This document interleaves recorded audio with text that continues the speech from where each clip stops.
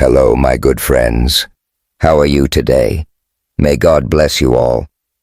I will not introduce anything. You guys watch the video and feel it. Then let's evaluate together. The Velvet Lounge in Soho thrummed with a life all its own, a sultry pulse of jazz and whispered secrets. Amber lights dripped from the ceiling like honey, casting shadows that danced with the slow, smoky wail of a saxophone. Nia Carter sat at the bar, her rich brown skin glowing under the warm glow, her tight curls framing her face like a crown. The black silk dress she wore hugged her curves, catching every flicker of light, making her look like she'd stepped out of a magazine and into a dream. But her eyes, deep and restless, told a different story, one of heartbreak and defiance. She swirled her martini, the third of the night, the sharp gin dulling the sting of Marcus, her ex. The jazz musician with a voice smooth as velvet had confessed to cheating 3 months ago, shattering their 2-year relationship like a dropped record. Nia had left Atlanta behind, packing her dreams into a suitcase and moving to New York for a fresh start. A new job at Reed & Co., a fashion empire tonight. Though she wasn't the bold designer with a Parsons degree and a vision to shake the industry, she was just a woman, trying to drown out Marcus's lies, his apologies, his face. The saxophone dipped low, a mournful note curling around her like a lover's whisper. She tipped the glass back, the liquor burning her throat, when a heavy hand landed on her shoulder. A man reeking of cheap cologne and bravado leaned too close, his breath hot against her ear. "Hey, beautiful. You look like you need some company." Nia's jaw tightened. She turned, her eyes narrowing. "I'm fine, thanks. Take your hand off me." Her voice was sharp, but the martinis had softened her edges and the room tilted just enough to make her sway. The guy didn't budge, his grin, widening, his fingers gripping harder. "Come on, don't be like that. Take your hand off her." The voice cut through the air like a whip, low and cold, carrying an authority that made the guy freeze. Nia looked up, and her breath caught. He was tall, lean but strong, with dark blonde hair, swept back, and eyes the color of a stormy sea, gray-green and piercing. His charcoal shirt clung to his frame, hinting at muscle beneath, and his presence seemed to pull the air from the room. He stepped closer, and the guy's hand dropped like it had been burned. She said, "She's fine." The stranger added, his tone flat, daring the creep to argue. The man muttered something and slunk away, but Nia barely noticed. Her eyes were locked on the stranger, his gaze holding hers with an intensity that made her skin prickle. The jazz slowed, the notes wrapping around them like a velvet cord, and for a moment the world shrank to just the two of them, her swaying slightly and him steady as a rock. "Thanks." She managed, her voice softer than she meant. She stood to leave, but the martinis betrayed her, and her heel caught on the bar stool. She stumbled forward straight into him. His arms caught her strong and sure, pulling her against his chest. The scent of his cologne, cedar and bergamot, hit her like a wave, grounding her even as her head spun. The lights flickered red and gold, painting his face in sharp angles. Her hands pressed against his chest, feeling the heat of him through the fabric, and she looked up, her lips parting. "Easy," he murmured, his voice a low rumble that vibrated through her. His eyes dropped to her mouth and something shifted, a spark, a pull, like gravity gone rogue. Before she could think, before she could stop herself, he leaned down and their lips crashed together. The kiss was fire, fierce and hungry, stealing her breath. His mouth was warm, tasting faintly of bourbon, and his hand slid to her waist, fingers digging into the silk of her dress. Her heart pounded, drowning out the jazz, and she pressed closer, her fingers curling into his shirt. The world blurred, lights, music, people, until it was just them, locked in a moment that felt like it could set the whole place ablaze. Nia pulled back, gasping, her lips tingling. I don't even know you," she stammered, her voice shaky. She pushed against his chest, stumbling out of his arms, the room spinning. Without looking back, she grabbed her purse and bolted for the door, the cool night air hitting her like a slap as she spilled onto the Soho sidewalk. Nia woke to sunlight slicing through her eyelids, a dull throb pulsing in her temples. She groaned, shifting under soft sheets, and froze. This wasn't her Brooklyn apartment. The bed was too big, the room too sleek, modern minimalist with floor-to-ceiling windows, revealing the glittering Hudson River below. Her heart lurched as she realized she was wearing an oversized men's shirt, the crisp cotton carrying a faint scent of cedar. "Oh God, what did I do?" she muttered, pushing her curls back with trembling hands. She sat up, clutching the shirt to her chest, her eyes darting around. Polished black furniture, a glass table, an abstract painting with bold red streaks like flames. This was no budget motel. This was wealth.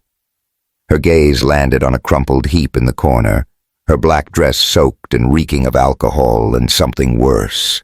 Her stomach churned. "Did I throw up on myself?" she whispered, a wave of shame crashing over her. But a bigger question clawed at her. Who changed me into this shirt? The door swung open and she yelped, yanking the blanket up. A man stepped in, tall with that same dark blonde hair and gray-green eyes that had pinned her last night. He wore a fitted gray shirt, sleeves rolled up, and held a steaming coffee mug. His face was sharp, handsome in a cool, commanding way, but his calm was almost unsettling. "Who are you? Where am I?" Nia's voice cracked, her hands shaking as she knocked a bedside lamp off the table. It crashed to the floor, shattering. She cursed under her breath, cheeks burning. Why now in front of him? He smirked, not quite a smile, more, a mix of amusement and curiosity. "I'm Julian Reed, and this is my place. You're heavier than you look, by the way." He stepped forward, setting the mug on the glass table, his eyes scanning her like she was a riddle he hadn't cracked. Nia blinked, her mind racing. "Your place? Wait, did anything happen between us?"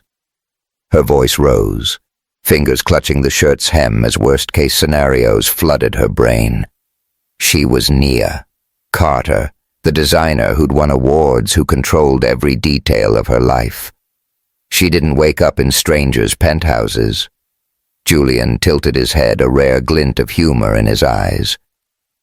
"You threw up all over me," he said, his tone flat like it was just another Tuesday. "And your dress. I had to change you because I couldn't let you lie in that mess." He paused, smirking again. "Don't worry. I'm not the type to take advantage of a drunk woman." Her face burned humiliation, hitting like a freight train. "You changed me," she stammered, picturing him peeling off her dress while she was out cold. "You saw everything?" He shrugged, his expression blank. "I tried not to look too much, but honestly, getting you onto the bed wasn't easy. Like I said, heavier than you look." He picked up a shard of the broken lamp, placing it on the table like it was no big deal. Nia's jaw dropped, torn between fury and mortification. "Heavier than you look? Are you calling me heavy?" She jumped up, forgetting her attire, then quickly sat back down as the shirt rode up her thighs. "I do Pilates 4 times a week. I was just a little drunk." She waved her hands, sinking deeper into embarrassment. "Sure," Julian replied, a hint of sarcasm in his voice. "Last night you were more like a sack of drunk jazz than a Pilates pro." He sipped his coffee, his eyes glinting with humor, though his face stayed cool. She took a deep breath, forcing herself to calm down. She was a designer, not a rom-com disaster. "All right, Mr. Reed," she said, aiming for professional, despite her racing heart. "Thank you for helping me. But what exactly happened? I don't remember much." Julian set his mug down, his tone flat as he recounted the night. "I was at the Velvet Lounge for a client meeting. Saw you at the bar alone, way past your limit, practically sliding off your stool. That guy started bothering you and you shoved him, but you were too drunk to handle it. I stepped in, told him to get lost. You were mumbling about not being enough.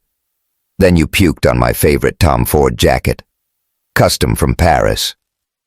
Nia winced, covering her face. I'm so sorry, I don't usually drink like that. I'd gone through a breakup. She looked up, her voice softening. Thank you for saving me. I don't know how to repay you. He shrugged, standing. No need. I don't like seeing people get harassed. He walked to a wardrobe, pulling out a sleek navy dress and a wool coat. Put these on and go. I don't do uninvited guests. Nia took the clothes, her hands fumbling, and the coat slipped to the floor.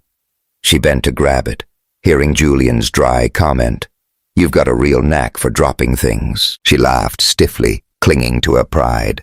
Hilarious, she muttered, heading to the bathroom. The dress fit like it was tailored for her, the coat wrapping her in warmth she wanted to keep forever.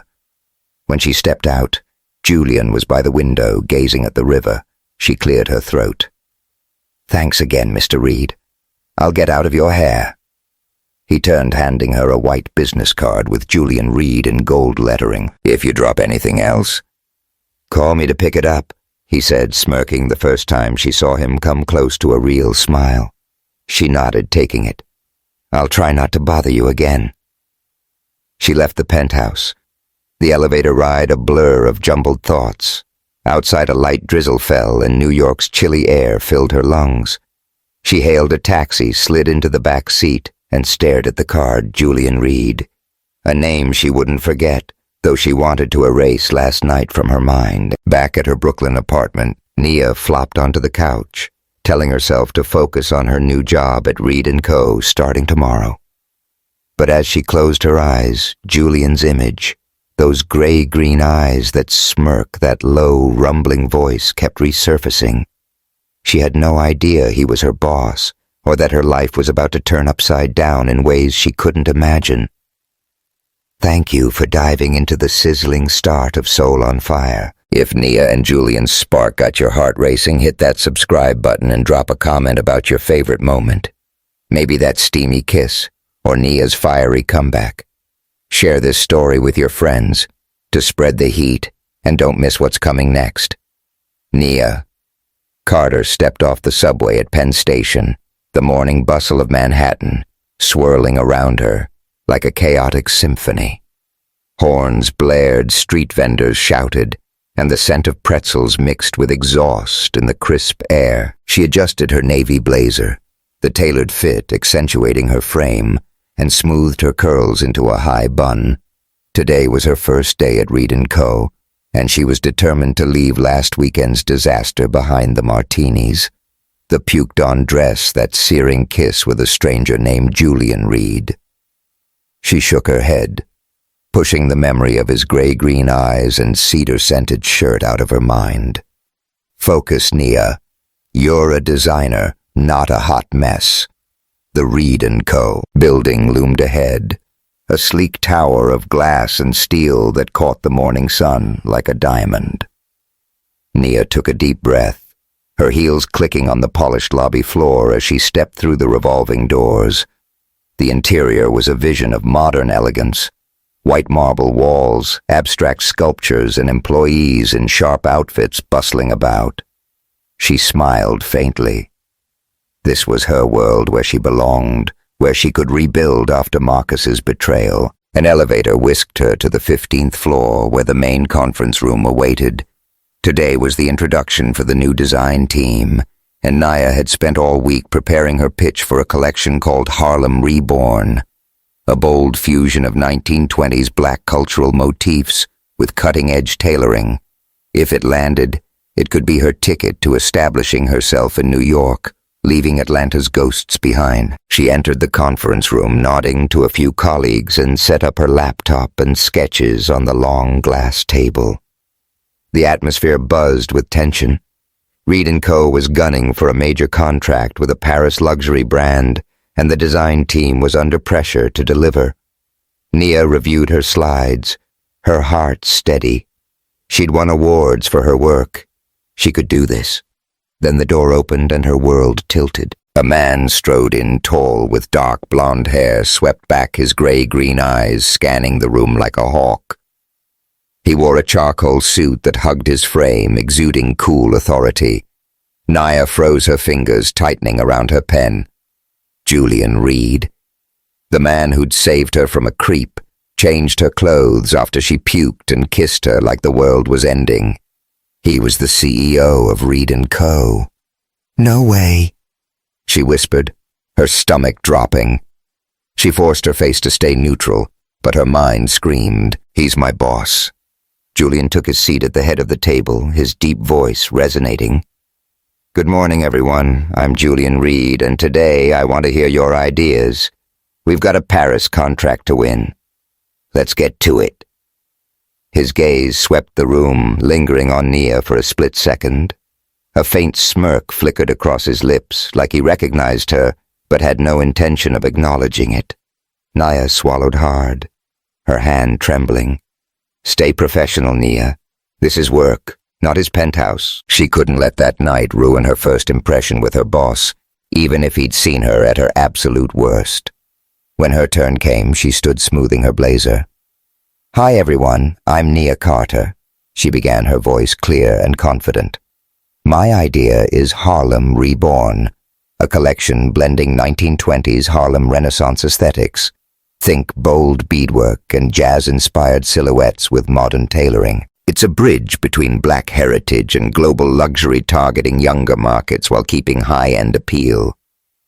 She clicked through her slides, showing sketches of sleek gowns with intricate embroidery, tailored coats in deep emerald and ruby, and market data on rising demand in Europe and Asia. The room fell silent. A few colleagues nodding in approval. Nia's passion shone through as she explained how jazz motifs could translate into asymmetrical cuts, her hands moving animatedly. Julian listened, his hand propped under his chin, his eyes fixed on her. To anyone else, he looked impassive, but inside a strange feeling stirred. Nia wasn't the drunk woman from the bar mumbling about her worth. She was sharp, driven, her ideas sparking something he hadn't felt in years. He'd met countless designers, but few held his attention like this. He told himself it was just professional respect. Nothing more yet. The way she spoke, confident but authentic, kept his gaze locked on her. When she finished, Nia picked up her pen to jot down feedback. A colleague asked about fabric choices, and she turned to the whiteboard ready to write. Then Julian spoke, his voice cool but curious. "Ms. Carter, can you deliver this collection in 3 months?" She turned, meeting his eyes, her heart skipping. "Absolutely, Mr. Reed. With the right team, I can streamline production without cutting quality. I pulled off a similar project in Atlanta in 2 months, and it sold out." Her tone was steady, but his gaze made her feel exposed, like he could see right through her. As she answered, her hand slipped and the pen clattered to the floor, rolling straight to Julian's feet. The room went quiet, a few soft chuckles breaking the silence. Nia's cheeks burned. Not again. She bent to grab it, but Julian beat her to it, leaning down and handing it back with that infuriating smirk. "You really love dropping things," he said low enough for only her to hear. She took it, her fingers brushing his a jolt, shooting through her. "Thanks," she muttered, returning to the board, pretending nothing happened. The meeting continued, with colleagues asking about pricing and accessories. Nia suggested minimalist gold jewelry inspired by African motifs, emphasizing sustainability trends. Julian nodded, jotting something in his notebook, but said nothing more. After the meeting, Nia's pitch was chosen as the centerpiece for the Paris bid. Colleagues congratulated her, and Julian gave a rare nod. "Well done, Miss Carter," he said, his gaze lingering a beat too long before he left.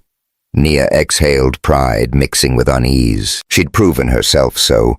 Why did Julian's presence make her feel like she was teetering on the edge of something dangerous? A week later, the pressure at Reed & Co. ramped up. Nia threw herself into Harlem, reborn sketching late into the night, surrounded by fabric swatches and coffee cups in the design room. The space was her sanctuary, tables strewn with beads, sequins, and drafts, the hum of sewing machines a constant backdrop. But the whispers started creeping in. Jameson Reed, a senior designer with a slick smile and sharper ambition, cornered her in the break room one afternoon. "Nice work on the pitch, Nia," he said, his tone dripping with condescension. "Must be nice having the boss's eye on you already." Nia froze her coffee cup halfway to her lips. "What's that supposed to mean?" Jameson shrugged, leaning against the counter. "Just saying you're new, and suddenly you're leading the Paris bid.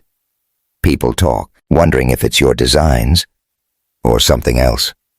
His eyes flicked over her, lingering too long. Her blood boiled. She set the cup down, stepping closer. "My designs speak for themselves. Maybe you should focus on your own work instead of spreading rumors." She turned on her heel, storming out, but his words clung to her like damp air. Was this about her being the only black woman on the team, or that night with Julian? The thought made her stomach twist. She needed air. She grabbed her coat and headed to the rooftop terrace, a quiet spot with a view of Manhattan's skyline. The city sparkled below, but her mind was a mess. She'd faced subtle jabs before in Atlanta at Parsons, but New York was supposed to be different. And Julian, was he just her boss, or did that kiss mean something? She couldn't afford to blur those lines, not when her career was on the line. The door creaked open and she turned startled. Julian stepped onto the terrace, his suit jacket gone, his shirt sleeves rolled up. The setting sun cast a golden glow over him, highlighting the sharp lines of his face. "Didn't expect to find you here," he said, his voice low, almost soft. Nia's heart skipped, but she kept her tone cool. "Needed a break. It's intense down there." He nodded, stepping closer, his eyes searching hers. "You okay? You seemed off after the meeting." She hesitated, Jameson's words echoing. "Just office gossip. People think I'm getting special treatment. Because of you." Her voice was steady, but her hands clenched at her sides. Julian's jaw tightened, a flash of anger in his eyes. "Who said that?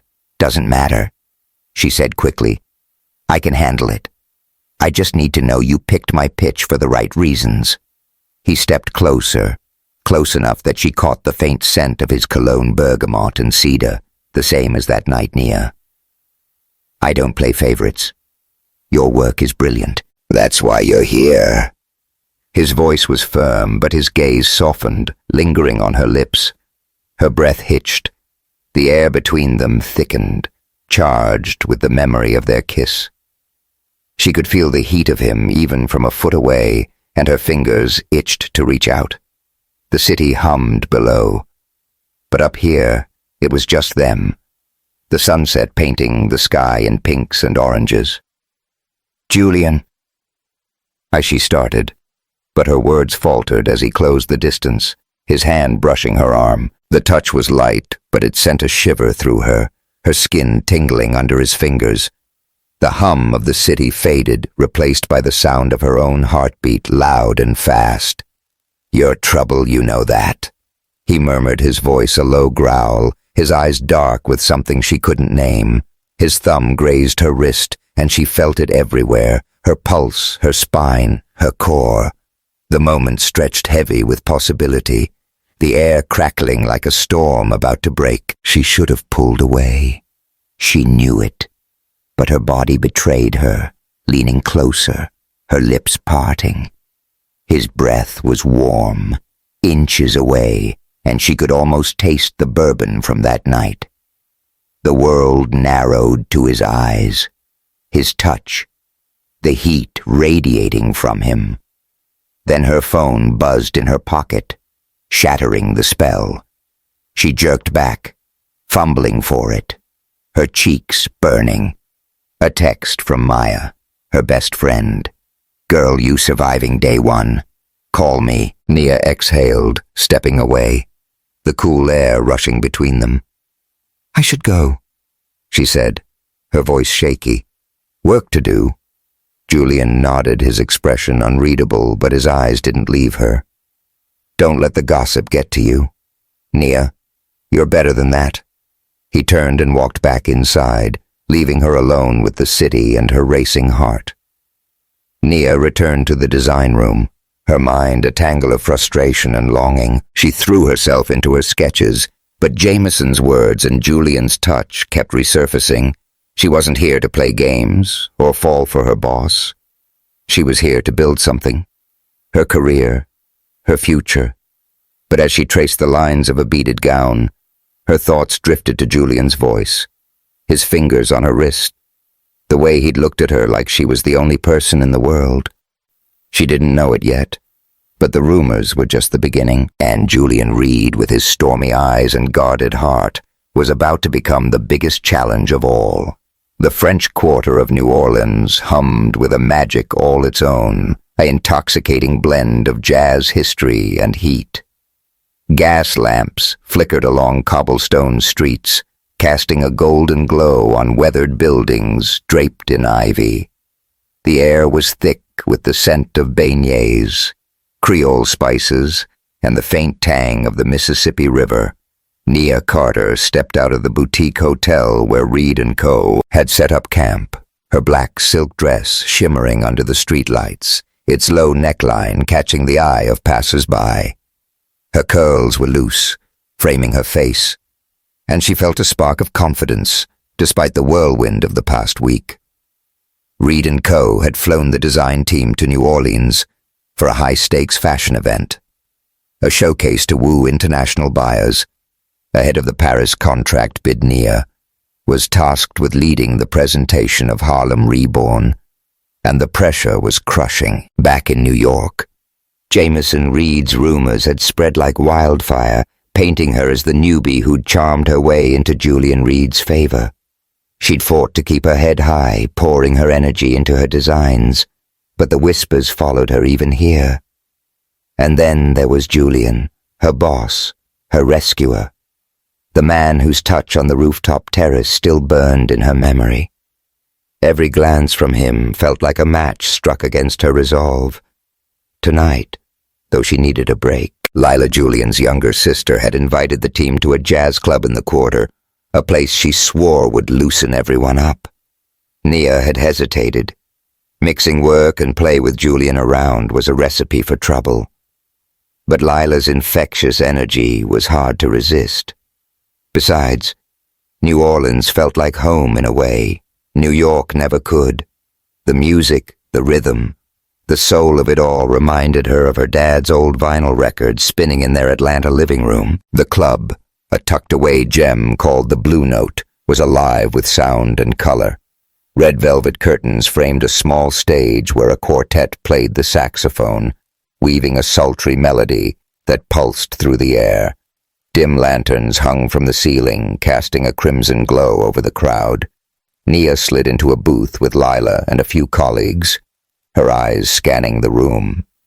Julian hadn't shown up yet, and she wasn't sure if she was relieved or disappointed. Lila, a painter with wild curls and a mischievous grin, leaned across the table, her eyes sparkling.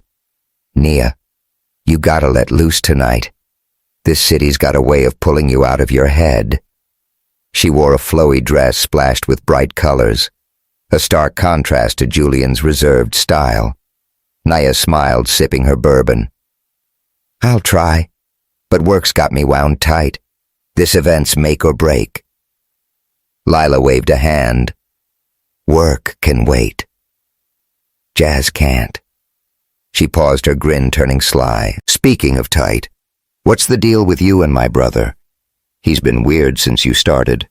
Nia nearly choked on her drink. "There's no deal. He's my boss. That's it." Her voice was firm, but her cheeks warmed, betraying her. Lila raised an eyebrow. Sure. Just don't break his heart, okay? He's tougher than he looks, but he's been through some stuff." Before Nia could press for details, the door swung open and Julian walked in. Her breath caught. He ditched his usual suit for a fitted black shirt, sleeves rolled up and dark jeans that hugged his frame. The casual look made him seem younger, less guarded, but his gray-green eyes still carried that intensity that pinned her in place. He nodded to the team, his gaze lingering on Naya, and her heart did a traitorous flip. He slid into the booth across from her, his knee brushing hers under the table. The contact was fleeting, but it sent a jolt through her, her skin tingling. "Didn't expect you here, Miss Carter," he said, his voice low, almost teasing. "Didn't expect you either, Mr. Reed," she shot back, keeping her tone light. "Thought CEOs didn't do jazz clubs." His lips twitched, the closest thing to a smile she'd seen since Soho. "I make exceptions for good music and good company." His eyes held hers, and the air between them thickened, charged with unspoken tension. The band struck up a new song, slow and sensual, the saxophone weaving a melody that felt like a caress. Lila clapped her hands. "All right, enough work. Talk. Who's dancing?" She grabbed a colleague's hand, dragging them to the small dance floor. Naya laughed, shaking her head, but Julian leaned closer, his voice a low rumble. "You dance, Naya?" Her pulse quickened at the way he said her name, like it was something he'd been tasting. "Not tonight," she said, sipping her drink to hide her nerves. "I'm here for the music." He didn't push, but his eyes didn't leave her, and the heat of his gaze made her feel exposed, like he could see every thought she was trying to bury. The song shifted the tempo, slowing, and the crowd on the dance floor melted into pairs, swaying close. Nia's fingers tightened around her glass, the bourbon's warmth doing little to calm her. Then Julian stood, extending a hand.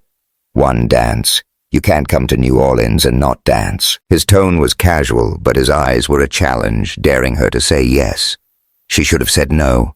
Every instinct screamed at work boundaries, that kiss in Soho. She still couldn't shake.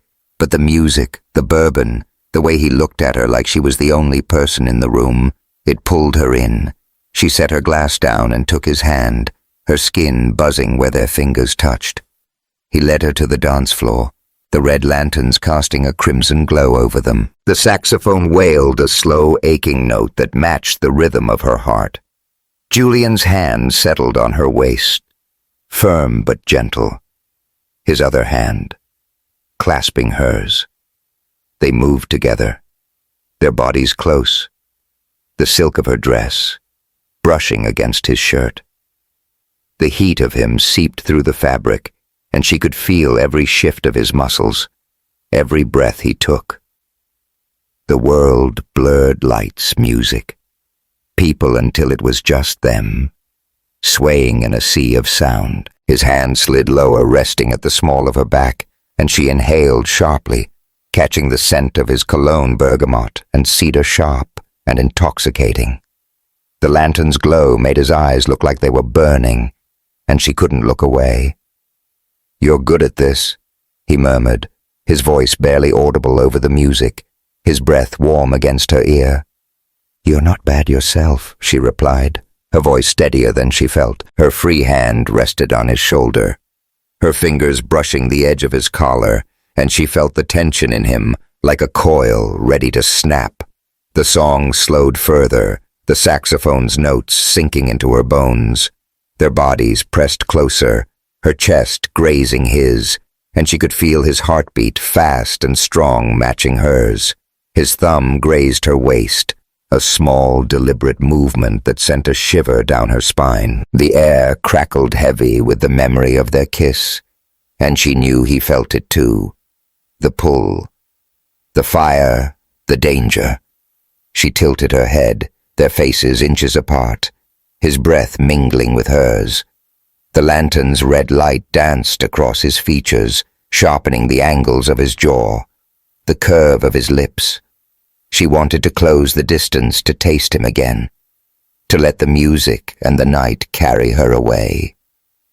But a voice in her head screamed, "He's your boss." "You can't." She pulled back, breaking the spell, her chest heaving. "I need some air," she said, her voice shaky, and slipped out of his arms, weaving through the crowd to the club's back door. Outside, the night was warm, the air thick with the scent of rain and magnolias. She leaned against the brick wall, her heart pounding, the saxophone's faint wail drifting through the door. What am I doing? She'd come to New Orleans to work, not to fall for the man who could ruin her career with a single word. The door creaked, and Julian stepped out, his silhouette sharp against the streetlights. "You okay?" he asked, his voice low, concerned but guarded. She nodded, avoiding his eyes. "Just needed a minute. That was intense." He stepped closer, his boots scuffing the pavement, and the space between them felt charged like a storm about to break. "Nia, about the dance." "Don't," she cut him off, her voice sharp. "We can't do this, Julian. You're my boss. I'm trying to build something here, and I can't afford whatever this is." Her words were firm, but her hands trembled, betraying her. His jaw tightened, but he didn't look away. "I'm not trying to make things harder for you, but I can't pretend I don't feel something." His voice was raw, unguarded, and it hit her like a punch.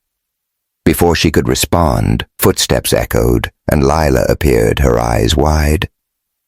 "There you are, Nia. You've got a visitor." She gestured to the alley's entrance, where a familiar figure stood, Marcus, her ex holding a guitar case, his face a mix of hope and regret. Nia's heart stopped. "Marcus, what the hell are you doing here?" Julian's gaze snapped to Marcus, his expression darkening. Marcus stepped forward, his voice soft but pleading. "Nia, I came to talk. I wrote you a song. I know. I messed up. But not now." Nia said, her voice cold, but Marcus moved closer, reaching for her arm. Julian stepped between them, his stance protective, his voice like steel. She said, "Not now." Marcus froze, sizing Julian up, then backed off, his hands raised.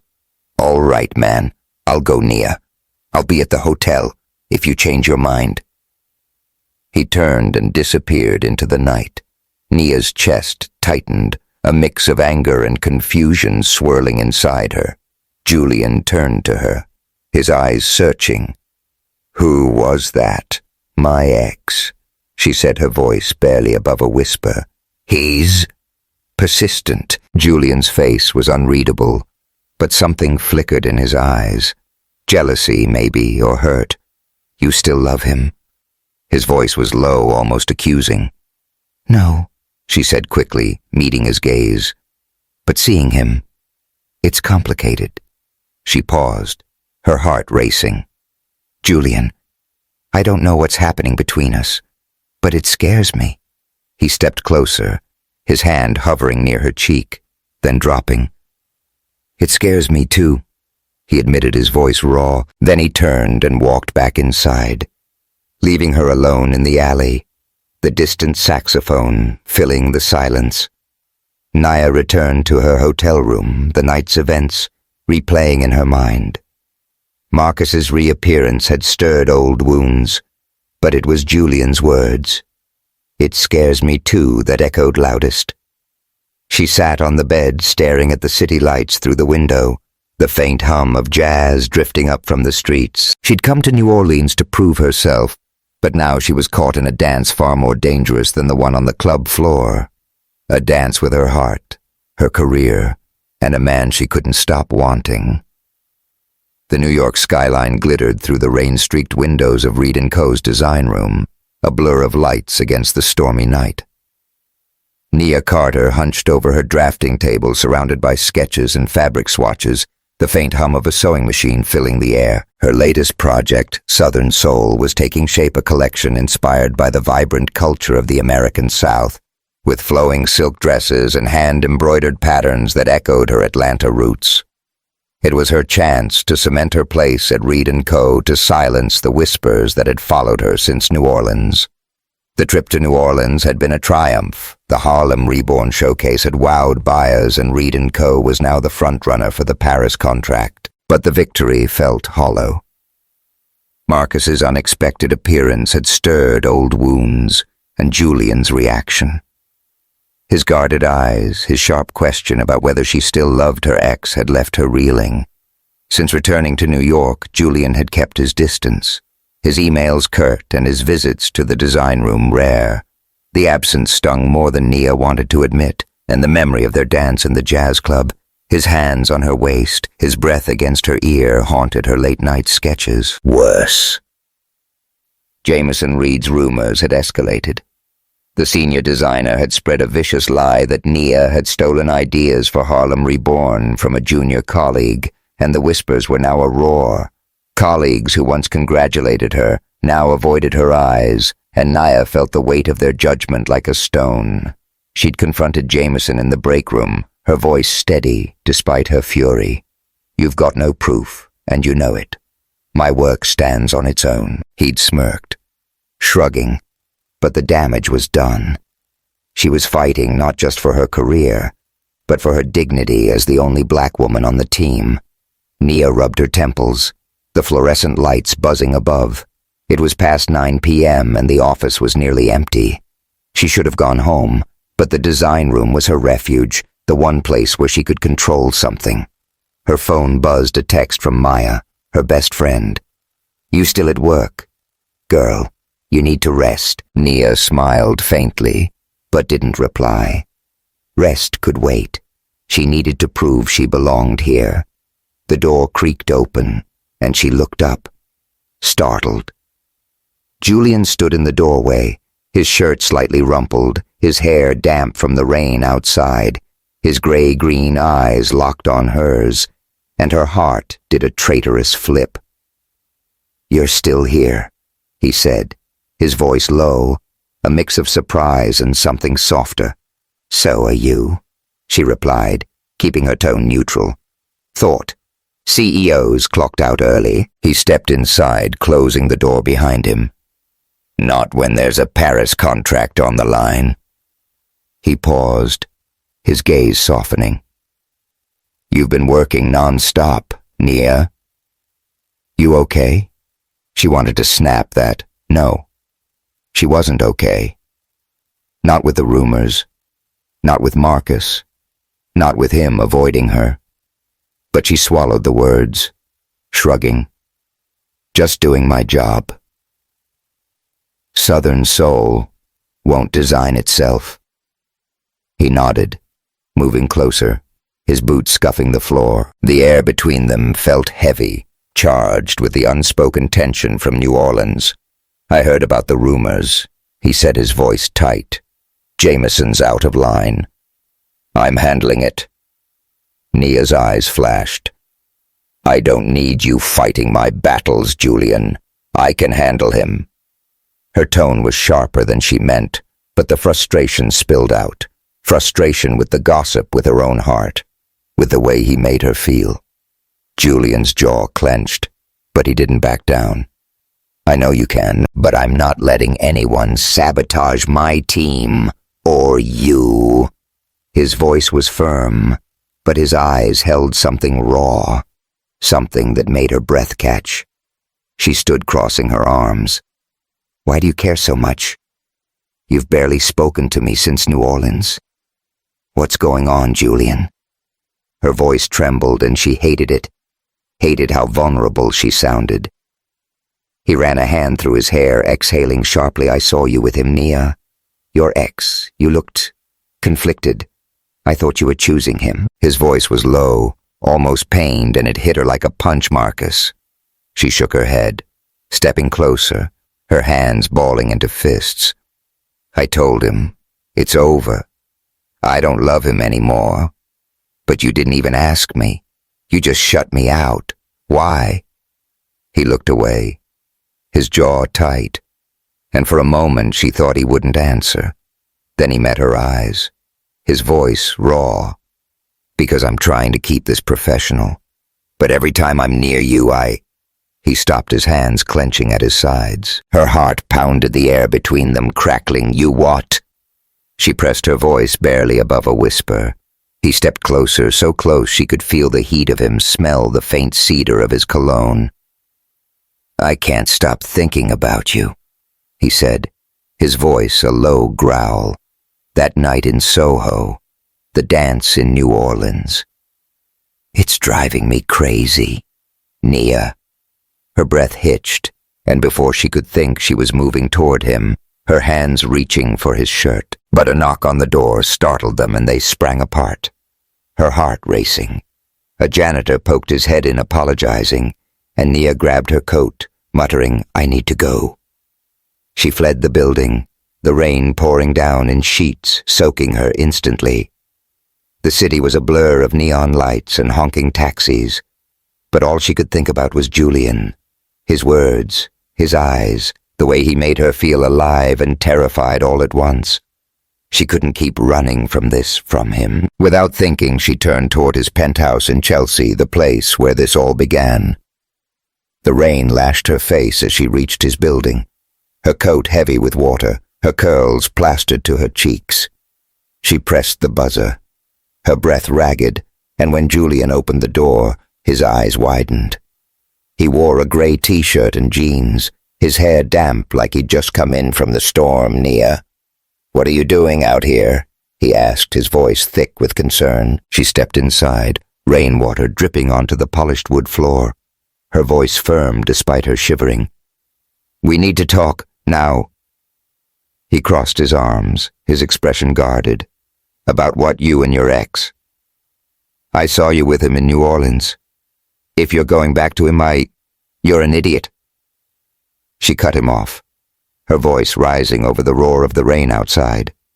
She lunged forward, grabbing his arm, but the wet floor betrayed her and she slipped crashing into him. They stumbled, nearly falling, and Julian caught her, his hands steadying her waist. He chuckled despite himself. "You trying to wreck my house now?" His voice was lighter, but his eyes were dark, searching hers. Nia blushed, righting herself but keeping her hands on his arms. "Listen to me first. I shut Marcus down in New Orleans. I don't want him. I don't love him." She took a breath, her voice trembling. "But you're in my head, Julian. That kiss, that dance, the way you look at me. I came here, dropped my damn umbrella to tell you I can't keep pretending this isn't happening." His breath hitched and he stared at her, the rain still dripping from her hair, her dress clinging to her curves. "Nia," he said, his voice raw. "I thought I'd lost you to him. I saw you together and I couldn't." He stopped, his hands tightening on her waist. She shook her head, water flying everywhere. "You didn't lose me, but you've got to stop running from this too."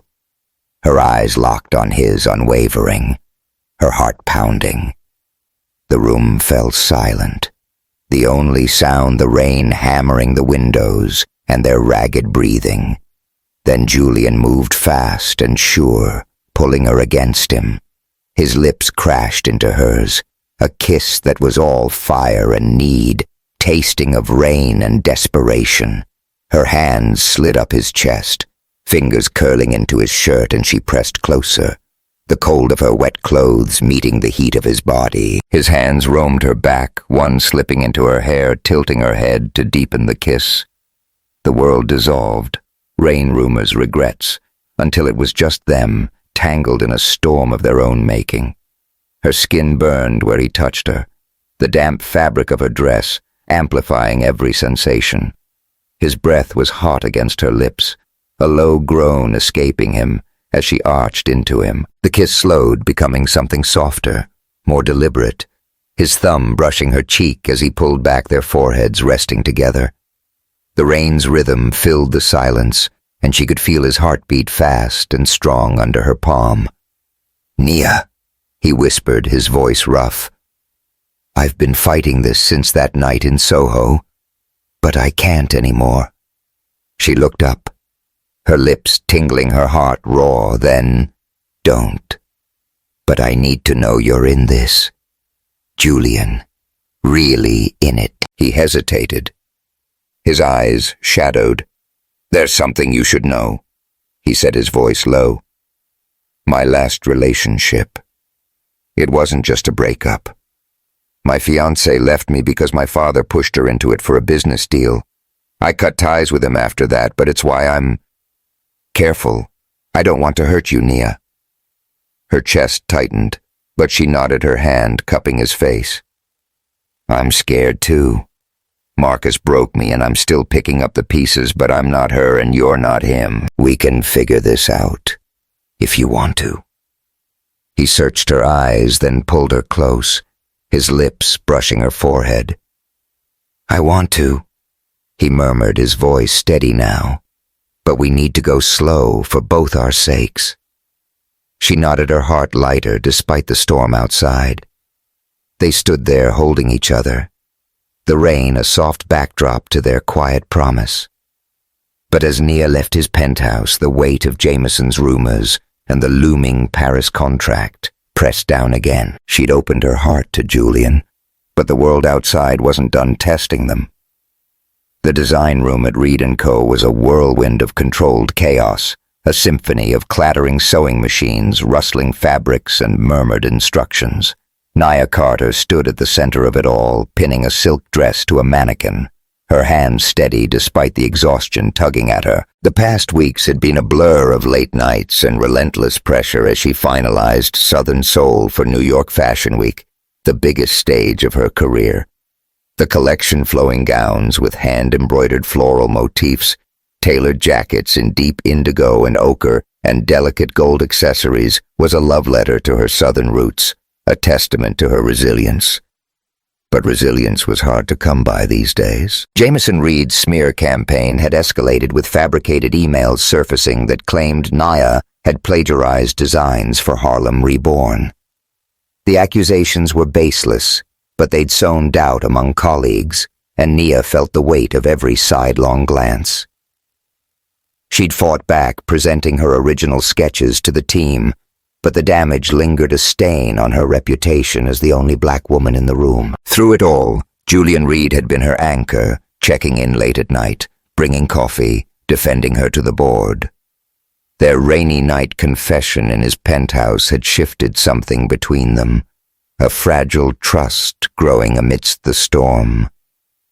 Tonight, though, Nia couldn't afford to think about Julian's gray-green eyes or the way his touch set her skin ablaze. Fashion Week was tomorrow, and Southern Soul had to be perfect. She adjusted a seam, the silk cool under her fingers, and stepped back to admire the gown, a deep crimson piece with magnolia embroidery that shimmered under the fluorescent lights. It was her favorite, a symbol of everything she'd fought for.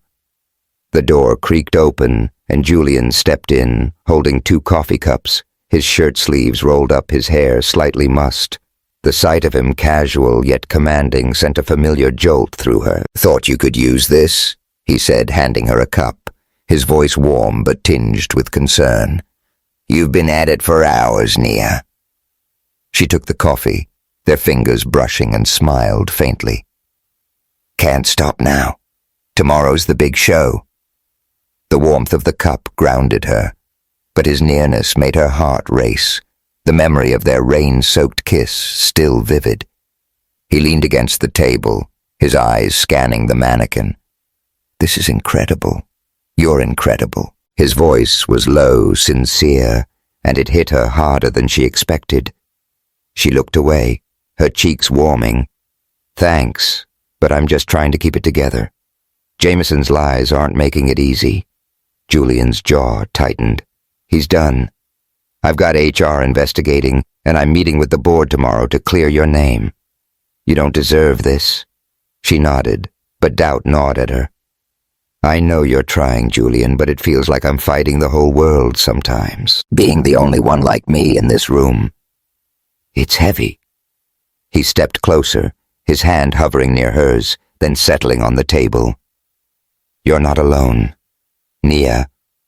I'm with you, and so is the team, even if some of them are too spineless to show it." His eyes held hers, fierce and unwavering, and for a moment she believed him. The air between them thickened, charged with the unspoken pull that had haunted them since Soho. She wanted to reach for him, to lose herself in the heat of his touch, but the weight of tomorrow's show kept her grounded. "I should get back to work," she said, her voice softer than she meant. He nodded, stepping back, but his gaze lingered, a promise of something more. "Don't stay too late. You need to shine tomorrow." He left, and the room felt colder without him. The next evening, New York Fashion Week unfolded in a grand hall in Chelsea, a sea of flashing cameras and murmuring elites. The stage was set with a backdrop of magnolia blossoms, a nod to Southern soul, and the air buzzed with anticipation. Nia stood backstage, her heart pounding, her black dress hugging her curves as she checked the models' outfits. The first model stepped onto the runway and the crowd fell silent, then erupted in gasps as the crimson gown caught the light, its embroidery sparkling like fire. One by one, the collection came to life. Silk dresses that flowed like water jackets with bold stitching accessories that gleamed with understated elegance. The music, a blend of gospel and jazz, pulsed through the hall, and Nia felt a surge of pride. This was her story, her heritage, her soul on display. The final model in a deep indigo coat closed the show, and the audience roared with applause. Vogue editors and buyers leaping to their feet. Nia stepped onto the stage for her bow, the lights blinding the cheers, deafening. She spotted Julian in the front row, his eyes locked on her, a rare smile breaking through his usual reserve. Her chest swelled, not just with triumph, but with something deeper, a connection to him, to this moment, to herself. Backstage, the team swarmed her with hugs and congratulations. But it was Julian she sought out. He found her in a quiet corner away from the chaos, his presence grounding her. "You did it, Nia," he said, his voice low, warm with pride. "You set this place on fire." She smiled, her heart full. "We did it, Julian. I couldn't have gotten here without you." She stepped closer, the air between them humming, and he reached for her, pulling her into a tight embrace. His arms were strong, his heartbeat steady against her chest, and she melted into him, the world fading away. His hand slid to her cheek, his thumb brushing her skin, and she felt the familiar spark ignite. "Nia," he murmured, his voice rough. "You're killing me." His lips hovered near hers, and she could feel his breath warm and teasing the scent of his cologne. Bergamot and cedar wrapping around her. The moment stretched heavy with possibility, and she tilted her head ready to close the distance, but a sharp voice interrupted Nia. "We need you for photos." A PR assistant waved her over and she pulled back, her cheeks flushing. Julian chuckled, stepping away, but his eyes promised they weren't done. The triumph of Fashion Week was short-lived.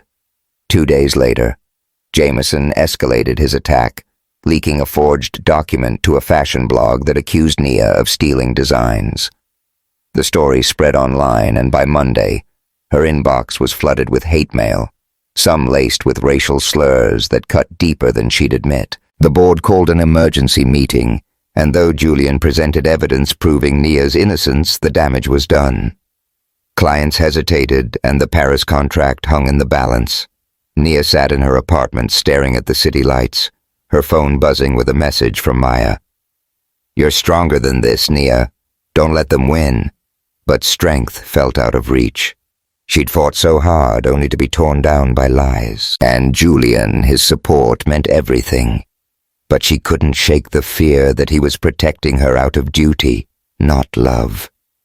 Then an email arrived, one that stopped her cold, an offer from a prestigious Paris fashion house, inviting her to lead their new line. It was a dream job, a chance to escape the rumors and start fresh. But it meant leaving New York, leaving Reed & Co., leaving Julian. Her heart twisted at the thought. She called Lila, needing perspective. Julian's sister answered from her New Orleans studio, her voice warm. "Nia, you've got a tough choice, but let me tell you something about my brother. He's been different since you came along lighter, like he's finally letting himself feel again. He told me about that night in the rain, how you ran to him. He's in love with you, even if he's too stubborn to say it." Nia's throat tightened. "I don't know, Lila. This job in Paris, it's everything I've worked for." "But Julian." "Follow your heart," Lila said. "Not just for him, but for you. What do you want, Nia?" She hung up her mind racing. Paris was a clean slate, a way to prove herself without the shadow of rumors. But New York was her home, her fight, her love. She thought of Julian's arms around her, his voice in the rain, his belief in her when no one else stood up. She couldn't walk away, not from him, not from herself, The next morning, Nia emailed the Paris house, politely declining the offer. She wasn't running. She'd fight for her place at Reed & Co., for her designs, for the love she was just beginning to trust. But when she arrived at the office, she learned Julian had left for San Francisco to meet with investors, a last-ditch effort to save the Paris contract. Her heart sank. He hadn't told her he was leaving. She booked a flight that evening. Her decision made. She wasn't letting him slip away without a fight. As the plane took off, she clutched a sketch in her bag, a new design, a coat inspired by their love with stitching that mimicked raindrops. She didn't know what she'd say when she saw him, but she knew one thing. She was done running from her heart. The San Francisco fog rolled in like a soft whisper, cloaking the city in a silvery haze. Nia Carter stood at the edge of Battery Spencer, a lookout point, with a sweeping view of the Golden Gate Bridge, its red-orange towers piercing the mist. The wind whipped through her curls, carrying the briny scent of the Pacific, and she shivered in her wool coat, the sketch of her raindrop-inspired design tucked safely in her bag. She'd flown across the country on impulse, chasing Julian Reed to San Francisco, driven by a need to fight for the love she'd almost let slip away. The past week had been a crucible. New York Fashion Week had crowned her Southern Soul collection a triumph. But Jameson Reed's lies had nearly derailed her career, casting a shadow over her victory. The offer from Paris had tempted her a clean slate, a chance to escape the rumors, but she'd turned it down, choosing to stay in New York to fight for her place at Reed & Co. and for Julian. His sudden trip to San Francisco without a word to her had stung, but Lila's words echoed in her mind. He's in love with you, even if he's too stubborn to say it. Nia wasn't letting him run from this, not after everything they'd been through. She pulled out her phone, her fingers trembling as she dialed his number. It rang, then went to voicemail. "Julian, it's Nia," she said, her voice steady despite the knot in her chest. "I'm in San Francisco, at the Golden Gate Bridge. I need to see you." "Please." She hung up, staring at the fog, her heart pounding. What if he didn't come? What if she'd misread everything? The minutes stretched, the wind howling, the distant crash of waves filling the silence. She paced her boots, crunching on the gravel, her mind replaying their journey. The kiss in Soho, the dance in New Orleans, the rain-soaked confession in his penthouse. She'd been broken when she arrived in New York, scarred by Marcus's betrayal. But Julian had seen her, really seen her, and helped her rebuild. She wasn't just fighting for him. She was fighting for herself, for the woman she'd become. A car engine rumbled in the distance and her heart leaped. Headlights cut through the fog and a black SUV pulled up. Julian stepped out, his coat flapping in the wind, his gray-green eyes locking on her. He looked tired, his hair mussed, but the intensity in his gaze was unmistakable. "Nia," he said, his voice rough, carrying over the wind. "What are you doing here?" She stepped forward, her breath catching. "I couldn't let you go without saying this. I'm not running anymore, Julian. Not from you. Not from us." Her voice trembled, but she held his gaze, her curls dancing in the wind.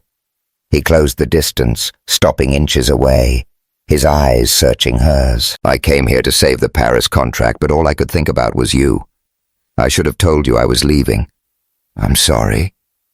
His voice was raw, unguarded, and it hit her like a wave. The fog swirled around them, the bridge's towers looming like sentinels. She reached for his hand, her fingers finding his cold from the wind, but grounding. "I got an offer from Paris," she said, her voice steady. "A dream job. I turned it down, because I want to stay. Julian, with you, with Reed & Co., with the life we're building." His eyes widened, a flicker of disbelief crossing his face. "You gave up Paris, Nia?" "That's what I wanted," she cut in, squeezing his hand. "I'm done letting fear choose for me. I love you, Julian. I don't know how this works, but I know I want to try." The words hung between them, raw and real, and for a moment he was silent, his breath visible in the chilly air. Then he pulled her close, his arms wrapping around her, his warmth chasing away the cold. "I love you too, Nia," he murmured, his voice low, fervent. "I've been an idiot, trying to keep my distance, but I'm done fighting this." Her heart soared, and she tilted her head, their faces inches apart. The fog softened the world, the bridge's lights glowing faintly, and the sound of waves crashed below. His hand cupped her cheek, his thumb brushing her skin, and she felt the spark ignite the same fire that had burned since Soho. He leaned in, and their lips met a kiss that was soft at first, then deepening, full of promise and longing.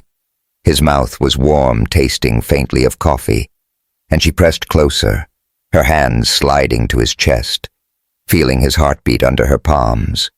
The wind tugged at them, but they held tight, the world fading until it was just them anchored in each other.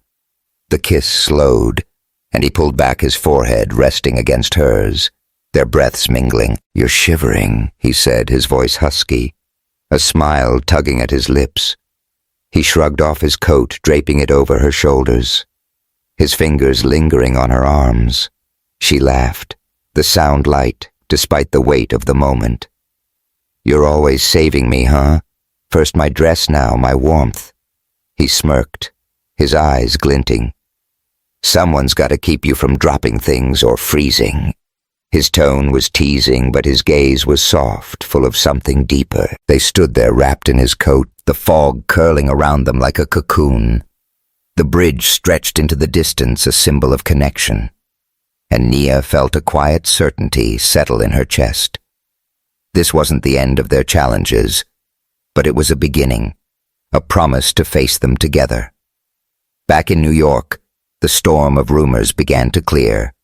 Julian's investigation exposed Jameson's forged emails, and the board issued a public apology reinstating Nia's reputation. The Paris contract was secured, with Southern Soul hailed as a groundbreaking collection, and orders poured in from Europe, Asia, and beyond.